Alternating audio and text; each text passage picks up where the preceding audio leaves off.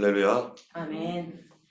오늘 이 아침에도 우리 하나님께서 또 새로운 말씀과 또 하나님의 새로운 계시의 말씀들을 풀어주시고 또 우리를 인도하실 줄을 믿습니다. 오늘 말씀은 이제 10장인데요. 우리가 지난번에 7장까지 금요일 날 했고 8장, 9장, 10장 이 3장을 오늘 함께 이렇게 보려고 합니다. 이제 이스라엘 백성들을 하나님께서 구원하기 위해서 하나님의 10가지 재앙이 임하고 있는 그런 모습입니다. 이러한 그 하나님의 재앙은 과거에 몇 번에 걸쳐서 성경에 기록이 되어 있죠. 첫 번째 재앙이 성경에 나타나 있는 첫 번째 재앙이 바로 바벨탑 재앙을 통해서 그 홍수, 노아 홍수를 통해서 이미 세상이 심판을 받았던 것들을 우리가 기억하고 있습니다. 그러한 그 세상의 심판을 하나님께서 그 심판으로서 이 땅을 이렇게 하나님께서 징계하셨는데 또 두 번째로는 바벨탑이죠. 그래서 바벨탑을 통해서 언어가 혼접해지는 그런 일이 있었고요. 또 세 번째 나타나는 것은 소돔과 고모라입니다. 하나님께서 그러한 이 하나님을 대적하고 문란한 그러한 그 땅을 하나님이 심판하셨던 것들, 그리고 오늘 출애굽기에 나타나는 이집트의 10가지 재앙이 또한 하나님의 심판입니다. 또 성경이 계속 보면은 하나님의 심판이 이제 언제 또 있습니까? 이제는 전 세계적인 심판, 노아 홍수 때와 마찬가지로 그것이 바로 요한계시록에 또 세계적인 심판이 또 있습니다. 우리가 하나님은 어떤 하나님인가? 우리가 어제도 말씀을 같이 나눴던 것처럼 하나님은 무한대의 사랑을 가지고 계시고 누구든지 용서하시는 그러한 그 하나님이시지만 동시에 하나님은 공의로우신 하나님이다라는 것이죠. 하나님의 사랑은 그 아들 예수 그리스도를 십자가에 못 박아 죽이는 데까지 거기까지 간 사랑입니다. 자기 아들을 내놓은 사랑. 이러한 사랑의 하나님 앞에 또한 하나님은 심판하시는 하나님입니다. 그래서 이 아브라함이 하나님의 그 심판에 대해서 소돔과 고모라를 멸망시키기 전에 하나님 앞에 했던 말이 뭡니까? 하나님이여 그곳에 의인이 있는데 이 의인을 악인과 함께 심판하시는 것은 옳지 않습니다. 세상을 심판하시는 이가 의로워야 되지 않겠습니까? 이렇게 말씀했었습니다. 그러한 이러한 말들을 우리가 혹시 하나님 앞에 할 수 있겠죠.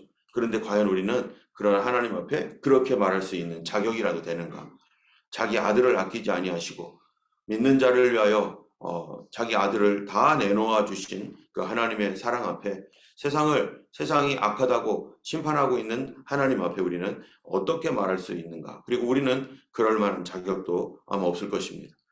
때문에 우리가 이 하나님의 심판에 관하여서 우리는 말하기를 꺼려하고 하나님은 심판하신 하나님이다 라고 말할 때 어떤 사람들은 전혀 마치 하나님은 무조건 용서와 무조건 사랑과 아무것도 안 하는 그런 마음씨 좋은 아저씨인 것처럼 그렇게 얘기하지만 그렇다면은 하나님은 공의롭지 못한 하나님이 되는 거죠.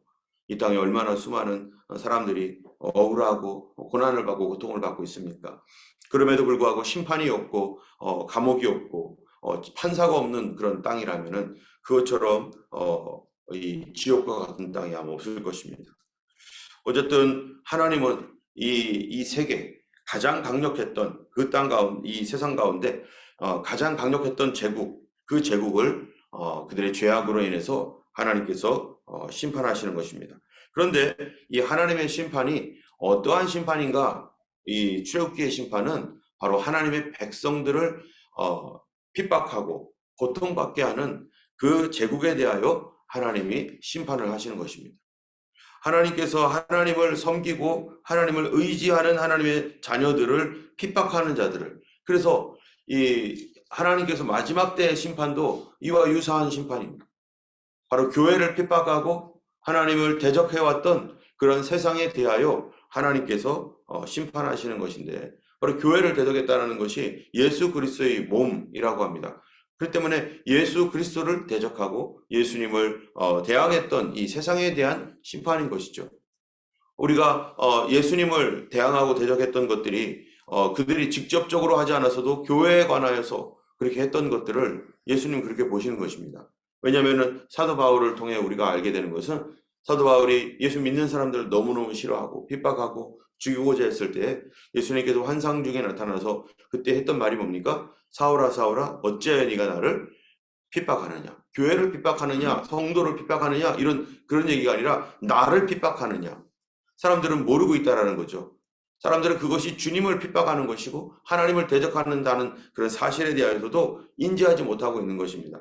우리가 지난 수요일 날 성경 공부 시간에 얘기했던 것처럼 한 사람의 영혼이 너희가 허물과 죄로 죽었던 너희를 살리셨도다 했었을 때 허물과 죄로 죽어있던 그 죽어있는 상황이 곧 어떤 상황이라는 거예요? 동시에 하나님의 대적자가 되어버리고 하나님의 대적으로 살아가고 있다는 사실조차도 알지 못하면서 하나님을 대적하고 있는 형편.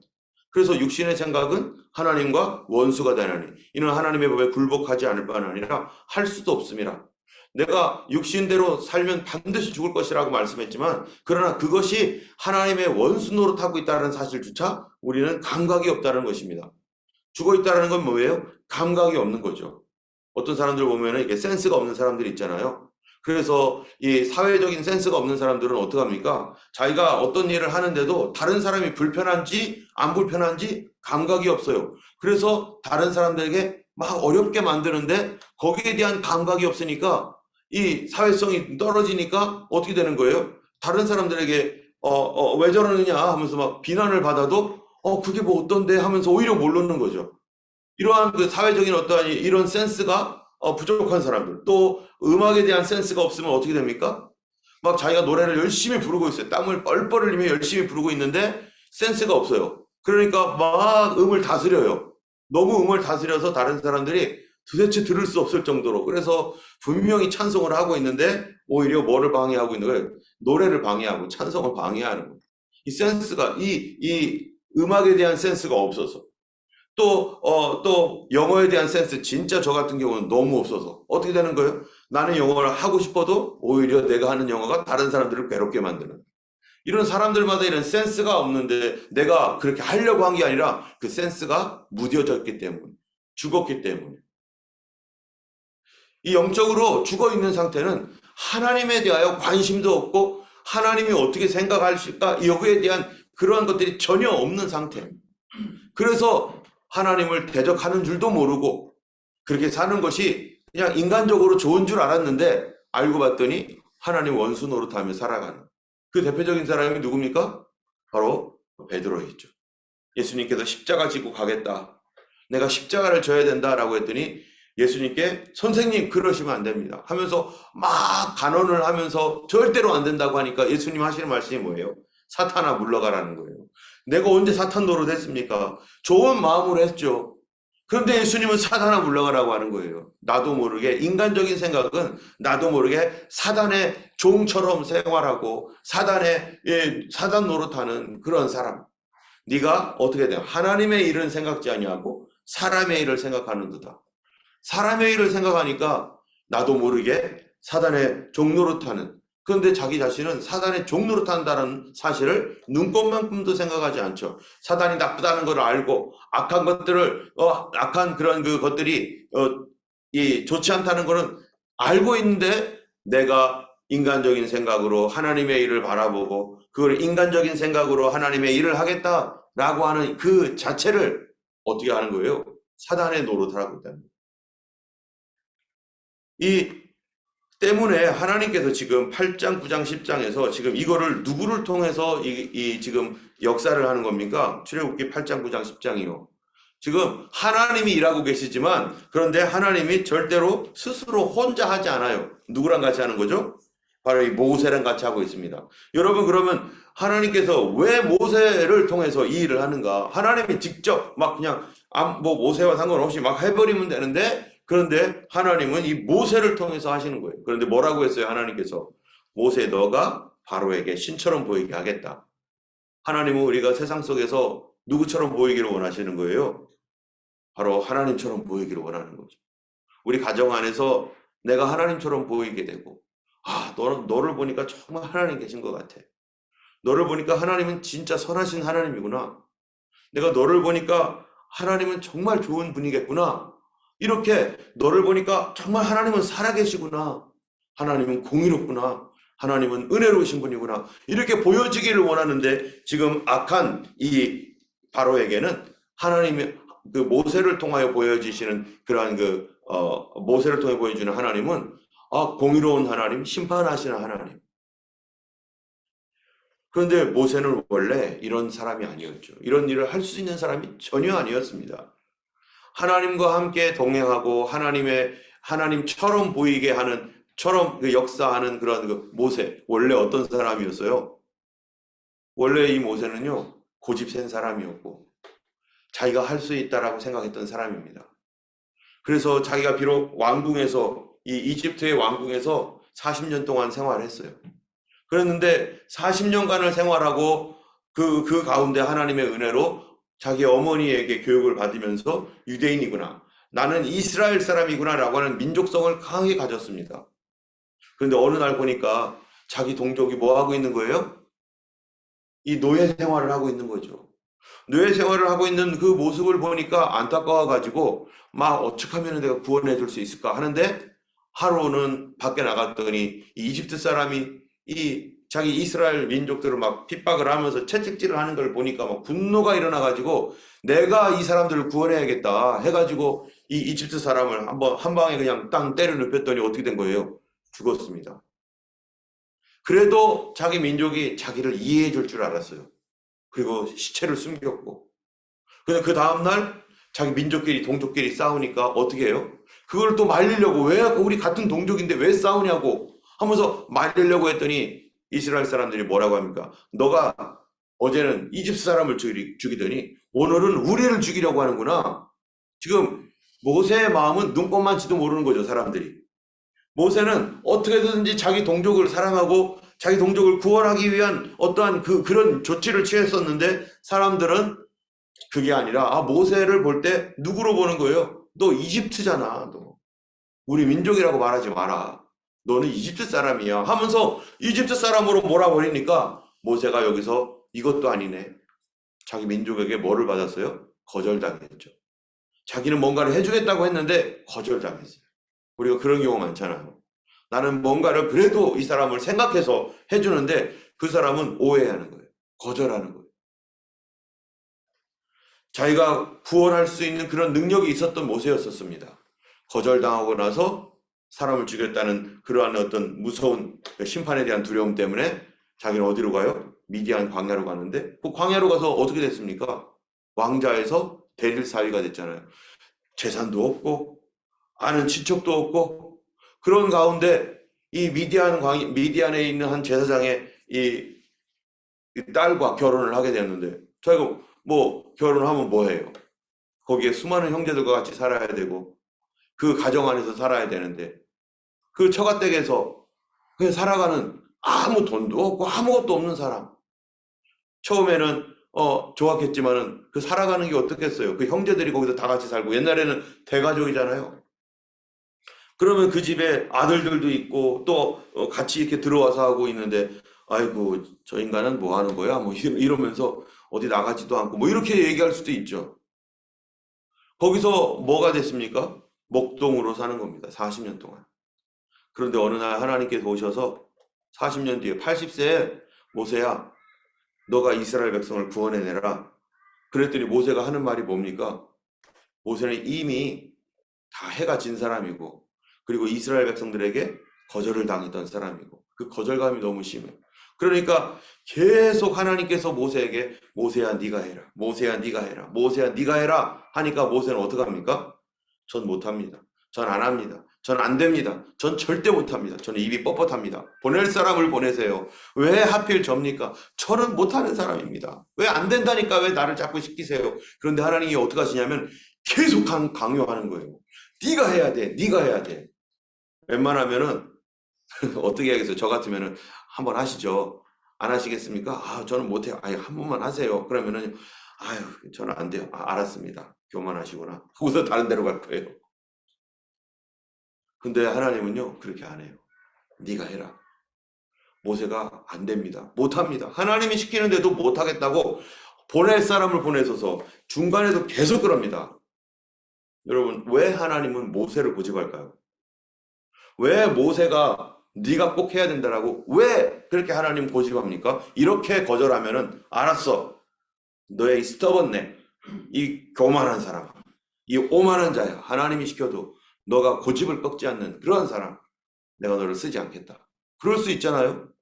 근데 왜 그러죠? 하나님 앞에서 못한다고 하는 사람을. 모세는요, 불가능한 사람이기 때문에. 뭐가 불가능해요? 나는 아무것도 못한다는 걸 아는 사람. 40년 동안 뭐 했어요? 대를 쌓이 노릇하다가 이스라엘 백성에게 거절하다가 계속 그가 두려워했습니다. 뭘 두려워했냐? 이스라엘이 나를 또 거절하면 어떡합니까? 내가 갔는데 거절하면 어떡합니까? 그러니까 하나님 뭐 해주는 거예요? 모세에게 지팡이 던져봐라. 그리고 손을 품에 넣어봐라. 이런 거 그들이 이거를 보면 그들이 믿을 거다. 그래도 안 믿으면 나일 강을 핏물로 바꾸겠다. 하나님께서 계속 그래도 안 믿으면 어떡하죠? 저는 말 못해요. 그러니까 또 막 하나님이 계속 네가 이런 모세를 사용했습니다. 이런 모세가 결국 떠밀려 가지고 갑니다. 그러면 모세가 어떤 사람이라고요? 나는 못하는 사람이다. 나는 아무것도 못합니다. 우리는 그런 사람 하나님이 쓰실 수 있는 사람이에요. 나는 아무것도 못합니다. 그러기 때문에 하나님이 모세를 사용하려고 하는 거예요. 그래야 이런 아무것도 못하는 사람이어야 누가 했다는 게 드러나는 거예요. 예, 모세가 한 게 아니라는 게 확실하게 나도 알아요. 저는 교회 호주에 와서 교회를 개척의 기억에 이것도 생각 안 했어요. 어느 편안한 교회 들어가서. 그런데 저는 진짜로 그것만큼은 못합니다. 나는 기억도 싫습니다. 나는 낯도 싫고 기억도 싫고 하여튼 나는 기억자들이라는 거 난 못합니다. 그런데 내가 이렇게 그것도 호주에서 교회를 개척하게 될지는 눈꼽만큼도 생각 안 해요. 누가 했는가? 나는 정말 아무것도 아닌 사람. 내가 한 게 아니라 하나님이 함께 하지 않으면 우리는 불가능하다는 것을 당연히 알고 있는 거죠. 모세는 이 민족을 이끌 수 있다라고 하는 것은 모세는 상상할 수도 없는 일이에요. 그러니까 모세가 어떻게 하는 거냐? 나는 못합니다. 누구의 일을 못하는 거예요? 하나님의 일을 나는 못합니다. 또 실패할까 두렵고 사람들이 나를 거절할까 두렵고 나는 그래서 못합니다. 이러고 있을 때 그러니까 할 수 있는 게 뭡니까? 모세가 오직 할 수 있는 거. 예, 기도밖에 없어요. 그래서 기도하는 겁니다. 그래서 모세가 수시로 기도해요. 하나님 어떻게 해요? 못해요 나는. 어떻게 해요? 도와주셔야 돼요. 어떻게 해요? 만약에 모세가 할 줄 알았다면 어떻게 하겠어요? 생각하고 궁리하고 계획하고 작전 다 짰을 거예요. 그래서 이렇게 가자 하면서 다 했을 거예요. 그런데 자기는 그런 거 못하는 사람이라는 걸 철저하게 아니까 어떻게 해요? 무조건 기도합니다. 어려우면 엎드립니다. 어려우면. 그러니까 당장 홍해 앞에 제일 먼저 하게 사람들은 원망불평하니까 하나님 어떻게 해요? 모세가 변명하는 것도 없어요. 그럼 변명도 못해요 이제는. 그러니까 엎드리는 거예요. 하나님 도와달라고. 가는 데마다 모세가 하나님 앞에 엎드립니다. 하나님 도와주셔야 돼요. 여러분 기도 많이 하는 사람 하나님 사용하는데요. 왜 기도 많이 합니까? 나는 못하겠으니까. 나는 안 되니까. 여러분 우리가 기도를 언제 제일 많이 합니까? 내가 못할 것 같을 때.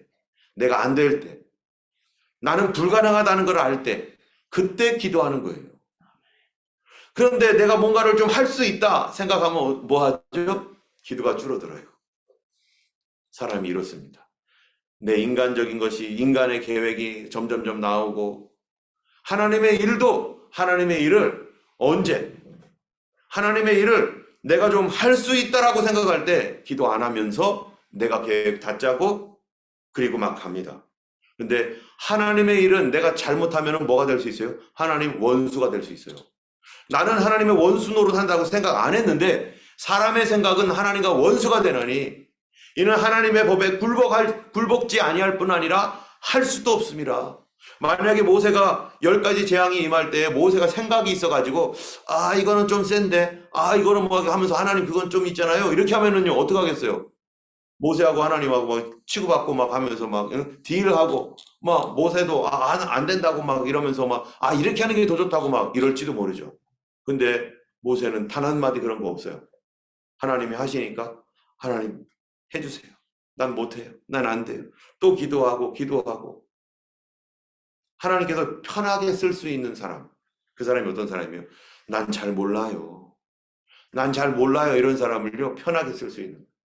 그런데 하나님 앞에 난 좀 알아요. 이러면요 계획 다 세워가지고 하나님 앞에 이게 좋잖아요. 하면서 막 이런. 제가 옛날에 한국에 있었을 때 우리 그 교회 그 담임 목사님이 저를 되게 그래도 편하게 생각했던 거는요. 목사님 일단 말하면 아유 알겠습니다 목사님. 목사님 뜻대로 하겠습니다 하고서 그대로 따라 왜 제가 생각이 없겠어요. 그런데 알고 보니까 목사님이 맞아요. 경험이 있었으니까 뭐 담임 목사님이. 근데 어떤 사람은 이 한 분은 여기에 그 목사님 설마 안 보겠죠? 네, 그분은 S대 나오신 목사님이세요. 너무 똑똑했어요. 그러니까 다 계획을 짜니까 나중에는 목사님이 힘들으셔가지고 담임 목사님이 힘들으셔가지고 나 붙잡고 막 뭐 어떤 얘기도 하시고 이 우리가 하나님 앞에서 나는 없습니다. 주님의 일을 할 때에는 주님 저는 없습니다. 하나님이 도와주세요. 우리가 왜 오늘부터 저녁에 왜 기도합니까? 사실 기도해야 했던 주요한 목적 중에 하나가 우리 교회 어린아이들 때문이 어린아이들. 이 아이들을 어떻게 하면은 이 안쪽으로 들어와서 저는 예배 일부 영어 예배 들어갈 때마다 마음속에는 들어갈 때마다 그 자리에 딱 앉으면 마음이 괴로웠어요. 어떨 때는 막 화가 났어요. 아니 그거를 왜 못 해주냐고. 그런데 막 얘기하고 싶었지만 하나님 앞에 계속 기도하는 거예요. 기회를 달라고. 하나님께서 말씀할 수 있는, 말할 수 있는 자연스러운 기회를 달라고. 그리고 어린 아이들을 위해서 또 우리 교회 오전으로 옮겨주고 이런 여러 가지 또 교회 건물도 이런 것들을 하나님께 먼저 기도하자. 기도하기 전에는 말하지 말자. 그래서 기도하려고 그래서 마음을 작정하고 그리고 요번에 기도하는데 어제 예상치도 못하게 그 청장님하고 어떻게 얘기를 하면서 어린아이들에 대한 얘기를 했습니다. 지금 그 어린아이들 예배당을 위해서 저쪽 뒤에 있는 그 문을 열어야 되는데 거기를 오픈을 할 수 있겠다고 본인은 얘기했어요. 그런데 이거를 또 그 위에 있는 시노드하고 또 프레스비테리아하고 또 얘기해야 된다는 거예요. 우리가 뭐 해야 돼요? 우리가 기도해야 돼요. 마침 이렇게 하나님께서 또 얘기할 수 있는 기회를 주셔서 저는 일주일 뒤에 이거 다 끝난 뒤에 그때 하나님께서 주시는 말씀 받고 얘기하게 되면 얘기해야겠다. 그렇게 되면은 뭐가 어떻게 되냐? 우리 예배 시간도 어른들 예배 시간도 당겨질 수가 있는 거거든요. 근데 우리의 예상이 아무리 그렇더라도 뭐 해야 돼요? 기도해야 돼요. 내 예상대로가 아니라 하나님 뜻대로 하시옵소서. 혹시 안 된다고 할지라도 실망하지 말아야 돼요. 하나님 뜻대로 하시옵소서. 하나님, 우리가 누구랑 일을 할 때 가장 편한 사람이 어떤 사람이겠어요? 그냥 어떤 것도 막힘없이 슥슥 넘어갈 수 있는 사람들. 본인에게 뭐가 있지만은 이걸 이렇게 스무스무하게 넘어갈 수 있는 그게 바로 물과 같은 거 아니겠어요? 물은 바위가 있거나 뭐가 있으면요. 이 바위를 뚫고 가는 게 아니라 바위를 감싸고 간단 말이죠. 밑으로 계속 내려가는데.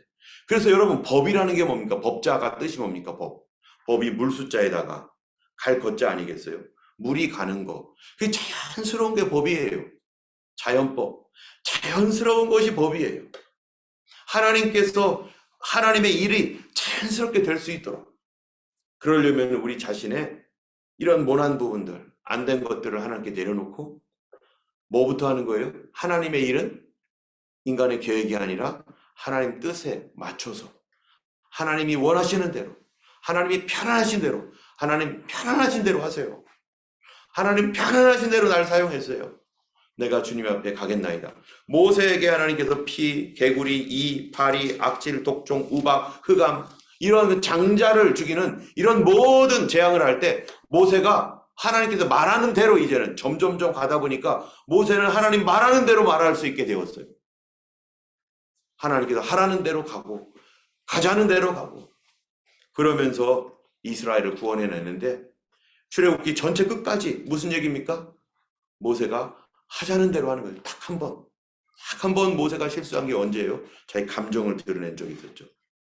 지팡이로 가리키라고 했는데 내가 이 반석에서 물을 내랴 하면서 막 화가 나가지고 하나님께 화가 난 게 전혀 아니었어요. 누구에게 화난 거였어요?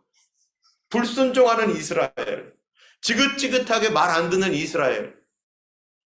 하나님 말씀대로 좀 말하지 말고 좀 따라오면 좋겠는데 계속 원망불평 이게 아주 입에 배어 있는 그 사람들에게 지팡이를 막 던져가면서 막 그러니까 그것이 모세의 유일한 실수였었어요.